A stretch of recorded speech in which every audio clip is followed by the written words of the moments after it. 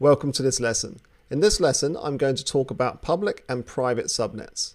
So when we looked at the default VPC in our AWS account in the last lesson, we saw that we already had some subnets in there, and those subnets were public subnets. That means they get public IP addresses assigned to whatever EC2 resources we deploy into the subnet, which means they can communicate on the internet. Now, we don't always want that. Sometimes we want our resources to be private and we don't want them to have public addresses. So we need to understand how to configure our subnets accordingly. So let's have a look. So we have a VPC. We have two subnets. One is a private subnet and one's a public subnet. And we've launched two EC2 instances, one into each subnet. Now, both of these will have a private IP address, and that will be from the subnet range assigned to that particular subnet. So remember, we have a CIDR block, which is an IPv4 block of addresses that we use for our VPC, and then our subnets have a range of addresses from within the CIDR block. So our EC2 instances will always have a private IP address from that range, always. Under no circumstances do they not have a private address. For an instance in a public subnet, it will also have a public IP address associated with it. So a public subnet will typically have the Enable Auto Assign Public IPv4 address setting configured.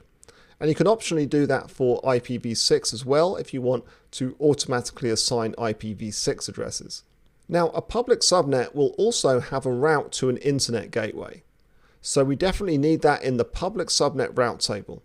If we have multiple route tables, one for each subnet, then we won't have an internet gateway route in the private subnet table because both we don't want it and also the instances without public addresses can't even use it. You have to have a public IP assigned to use an internet gateway directly. So in this case, the instance in the public subnet can communicate using the public IP via the internet gateway to the public internet.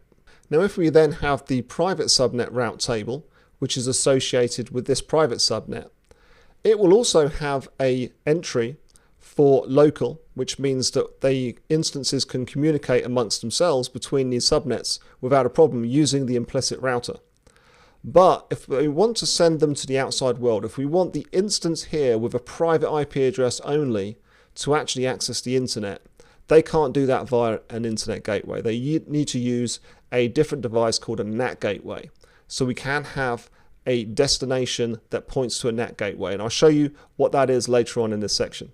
Now, a NAT gateway gets put into a public subnet, and then the instance communicates via the NAT gateway, which also in turn goes to the internet gateway and out to the internet. So that's how that works, and those are the key differences between private and public subnets. So the key takeaway is the public subnet will have the auto-assign IP addresses set to yes.